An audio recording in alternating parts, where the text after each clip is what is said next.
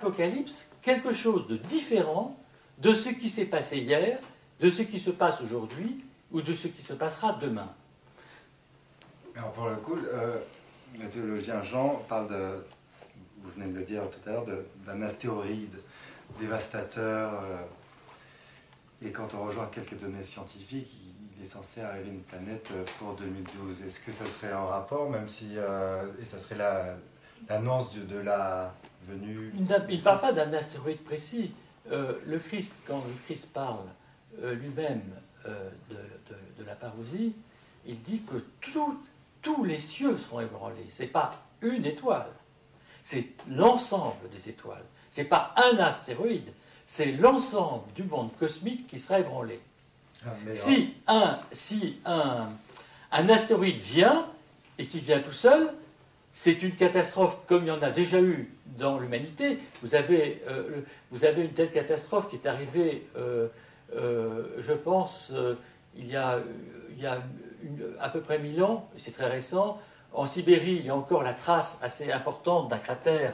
Il y a de tels signes aussi aux États-Unis, d'astéroïdes qui ont eu un effet dévastatoire sur une région précise, et pas sur l'ensemble de la planète. Donc de telles choses sont arrivées et risquent encore d'arriver. Nous sommes dans un monde complexe où de telles choses peuvent venir. Non, quand le Christ parle de la venue, de sa seconde venue, il parle d'un ébranlement total de la nature, pas uniquement une planète, pas un astéroïde, mais l'ensemble des planètes.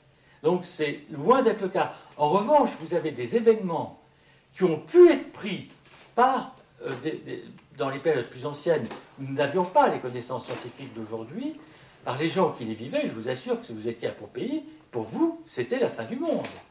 Et que si nous sommes pris tout d'un coup dans un cataclysme de cette nature, pour ceux qui le vivront, ils ne se poseront pas la question de savoir si c'est un astéroïde ou quoi. Pour eux, ça sera la fin du monde.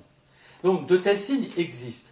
En revanche, dans l'Apocalypse, il y a des signes qui, selon moi, se rapportent à la crise mondiale. Or, vous avez un ange, par exemple, qui arrive et qui est envoyé comme un ange destructeur par le Seigneur dans l'Apocalypse, et c'est un ange simplement qui compte une mesure de blé pour une mesure d'huile. C'est-à-dire que c'est le monde comptable d'aujourd'hui qui est décrit. Mais ne pensez pas que ce monde comptable soit un monde récent. Lorsque nous sommes au Moyen-Âge, il y a un commerce florissant, et nous sommes déjà dans un monde où il y a du commerce et où les gens comptent. Seulement, c'est vrai, depuis la mondialisation, le fait qu'il y a un autre passage dans l'Apocalypse dans lequel on dit que tous les marchands de la terre se lamentent. Quand on entend ça et on dit tout ce qui se vendait ne se vend plus, il y a une description de soit le krach de 1929, soit de la crise économique d'aujourd'hui. C'est-à-dire, on sent bien que derrière ces marchands qui ne vendent rien, il y a des entreprises qui sont fermées, des gens qui sont au chômage, de l'argent qui ne rentre plus.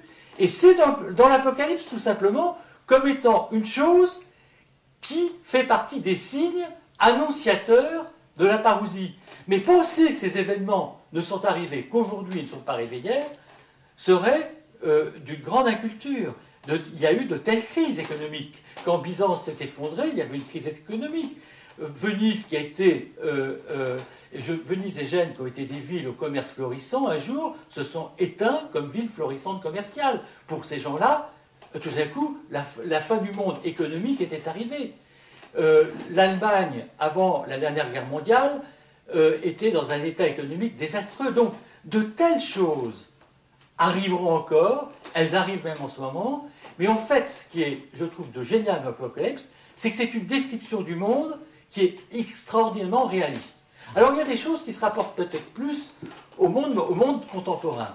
C'est le chiffre de l'Antéchrist. Alors, il faut savoir, sur les contemporains de Jean le théologien, voyez dans 666 le chiffre de Néron.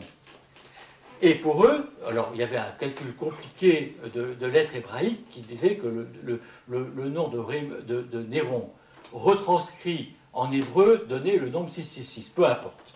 Ce qui est vrai, c'est que des empereurs comme Néron, il y en a eu d'autres dans le monde, je pense à Staline, je pense à Hitler, et que pour les Russes, nous avons, je connais bien l'histoire de la Russie, juste post-révolutionnaire.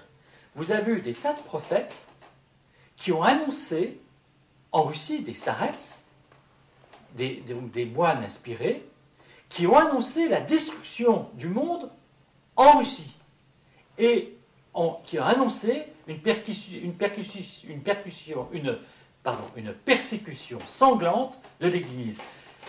Une telle persécution est annoncée aussi par Saint Jean dans l'Apocalypse, et elle était en train d'avoir lieu, et elle n'était pas arrivée à son zénith, puisque vous avez une persécution paléochrétienne au début du christianisme qui va continuer jusqu'à l'avènement de Constantin le Grand, c'est-à-dire Constantin le Grand, pour donner une date, l'édit de tolérance de Milan, c'est 313, donc jusqu'à l'édit de tolérance de Milan de l'empereur Constantin, il y a eu des périodes de persécution où on a mis à mort des chrétiens.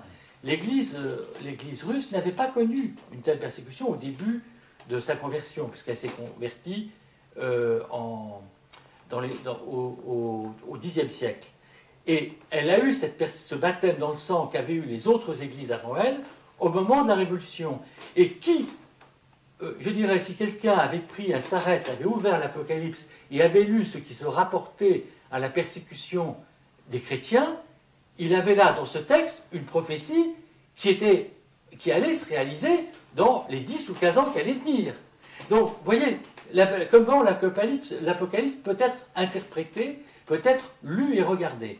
Mais il y a des choses plus amusantes. Par exemple, on dit qu'aucun échange, et ça c'est une chose complètement contemporaine qui n'existait pas avant, ne peut se faire sans le chiffre de la bête, et qui est sur le front et la main. Les moines du Mont Athos aujourd'hui pensent tous qu'il s'agit de la carte bancaire. Ils le disent. Le front, c'est la mémorisation d'un chiffre. La main, c'est celle qui va prendre l'argent, qui prend un code. Et sans ce code qu'on mémorise, et avec cette carte bleue, on ne peut plus faire aucun échange économique. Des gens très pauvres, interdits bancaires, etc., sont quasiment paralysés. Ils ne peuvent pas échanger. Donc, nous avons, vous voyez, des petits signes dans l'Apocalypse qui peuvent s'appliquer aujourd'hui.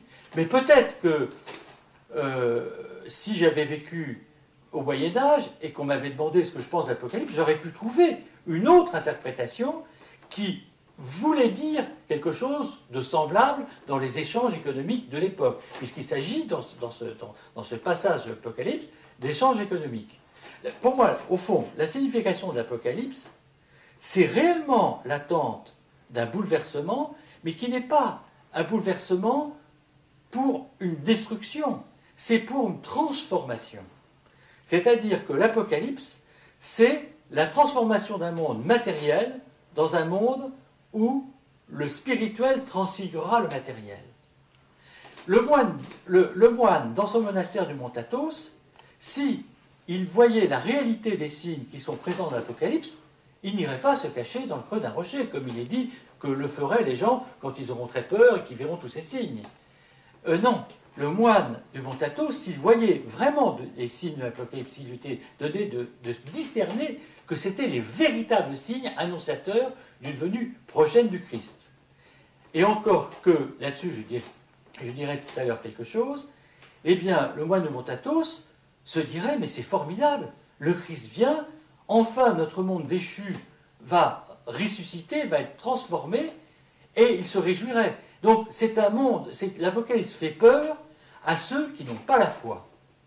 Il ne fait pas peur à ceux, il ne devrait pas faire peur. Pour dire la vérité, je suis persuadé que des tas de gens qui sont chrétiens ont peur en se disant, si les choses qui sont écrites dans l'Apocalypse arrivent, c'est une chose épouvantable pour le fait que ça n'arrive pas pendant ma propre vie. Après ma mort, on verra. Bon, je suis sûr qu'il y a des gens qui pensent ça. Mais non, le moine, lui, pourquoi le moine, lui, l'esprit du moine dans le monde orthodoxe, c'est qu'il vit vraiment comme si l'Apocalypse était pour tout de suite. C'est Mais il n'y a que dans le monachisme que cette pensée-là soit présente. C'est-à-dire que pour lui, l'histoire du monde a une fin, et pour lui, cette fin, elle est immédiate. Et il n'a pas à se préoccuper de savoir quand est-ce qu'elle va arriver. Pour lui, il doit s'y préparer comme si elle était demain. Vous avez un adage de la spiritualité monastique du désert qui est le suivant. Vis aujourd'hui comme si tu allais mourir demain. Eh bien, l'homme du désert ou le moine pourrait dire de la même manière, vis aujourd'hui comme si l'apocalypse c'était aujourd'hui, même pas demain.